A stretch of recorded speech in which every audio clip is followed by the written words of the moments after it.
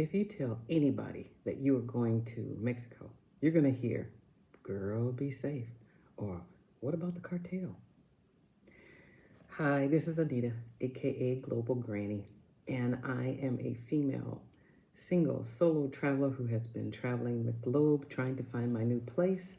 I call it country dating. So come along with me on this journey as we talk about Mexico. There are 32 states in Mexico. I want to focus on the ones that met my criteria. If you saw my other two videos, you know I have a criteria for the places that I'm going to look a little closer. These will not cover the ones that everybody goes to when you talk about Mexico, the playas, the Cozumel, the Cancuns. Nope, none of the hot, humid places. These are centrally located places with great weather. So let's just start with that. They're already a 10 out of 10 when it comes to weather. And they're kind of a 10 out of 10 when it comes to walkability, except for one of the places. It's close, but not quite. So the places I want to talk about is Mexico City, San Miguel de Allende, Queretaro, and Puebla. Let's talk about those four places. And let me give you categorically the best thing about those places, in addition to weather and walkability, are people and food. Very nice people, very good food. And all of them, except one, have a strong community of women that are there that are really nice and really welcoming. Let's start with Mexico City. The one thing that surprised me about the city of 22 million people is the number of tree-lined streets. There are a lot of them. There are a lot of parks where kids and families are playing, and elderly people are sitting down playing chess or just talking to each other and having a good old time in the park. Really, really nice. Surprised me, enjoyed it. A lot of stuff pop-up goes on. There's festivals, there's just people out. There's museums, of course, and there's archaeological things or pyramids, or I'm not sure what they call them, but a lot of history happens in Mexico City.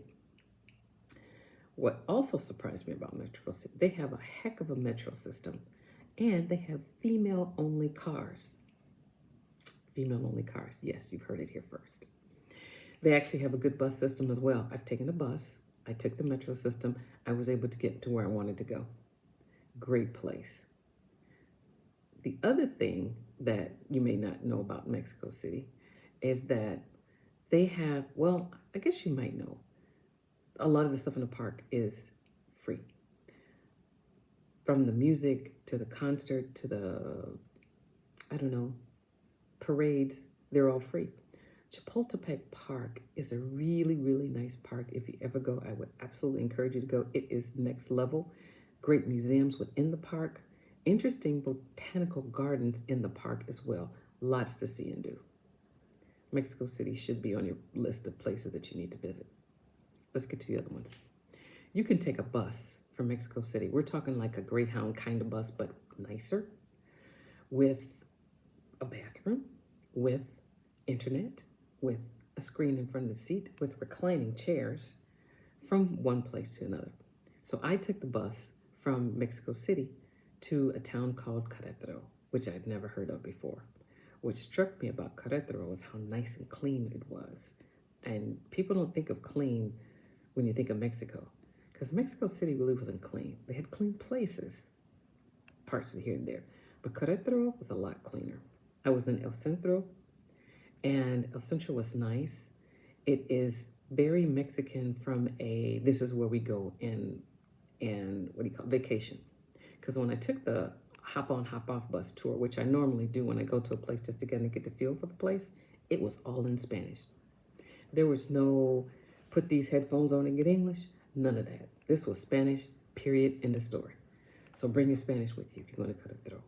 It is very enjoyable, great parks, nice festivals, really nice people. I did run into some people that actually knew Spanish, or English, I'm sorry, but for the most part, have your Spanish or your translator app with you. The people are very, very kind and very patient and will help you.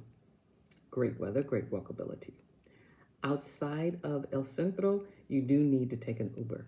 I didn't get on public transportation, but to meet some ladies that were there to be a part of the community, I did have to take Uber. San Miguel de Allende.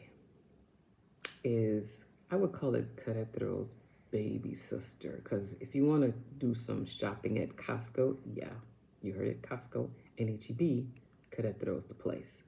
And they're an hour apart. So San Miguel de Allende, charming, charming little town, cobblestone streets everywhere, is really nice and really close to Queretaro. So I went to San Miguel. First day I was there, I was laughing because I felt like they had emptied out the geriatric ward in Florida and all those people were in San Miguel.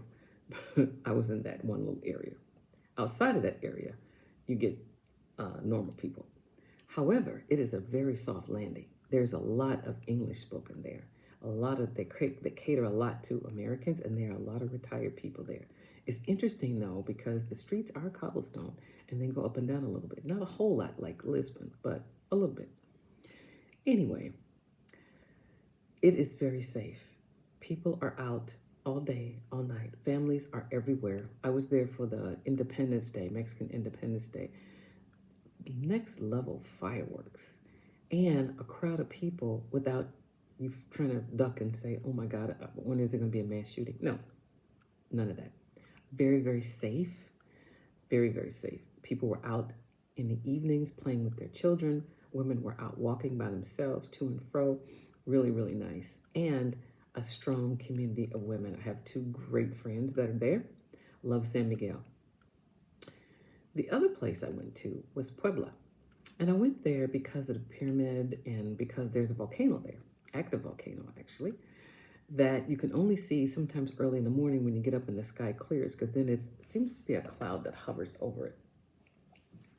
Really nice, good food, great. You can just, you might as well say categorically, great food, great people in all these places. So, if I let you know that they met my criteria of walkability and weather and the vibe of great food and great people, so then you would ask me, so is Mexico the place you're going to? Well, let me tell you a few things about Mexico that makes it a little challenging for me. Mexico is very, very loud. When I say loud, I mean dog-friendly loud, barking all the time. Roosters in the backyard, can't figure out if it's day or evening. Cock-a-doodle-doo in the morning at 1 o'clock. Really, sir? You missed your window, but they still gonna make that noise. Bells up and down the street announcing that they're coming in selling whatever. Honking horns, bells up and down the street telling you that, wow, you got something you want us to sell to us, and we're buying the furniture, and you name it. The garbage man is coming. You name it, there's an announcement happening. There's a bell, there's a megaphone, there's a something. They're very, very dog friendly. So if you love your dog and you like to walk up and down the street with your dog, you don't have to pick up behind your dog, and they will put water out for your dog at most of the restaurants. That is the place for you. It is dog friendly. So the other thing about Mexico that you don't know is when you go poop, you're going to have to put your toilet paper in the garbage can next to the toilet, because the plumbing system is not what it's supposed to be. It's not like that in hotels, but it is like that in Airbnbs and apartments. That is a problem. The other thing that's a problem for me specifically, besides that, is the bottled water situation. And not that I don't mind drinking bottled water, but fruit and veg, and fruit is my snack and something that I eat every single day. It always has to be rinsed off. And I can't accidentally have tap water touch it, because the tap water is contaminated or rusted in the pipes. I don't know what the deal is, but it makes a lot of Americans sick. So I can't do that.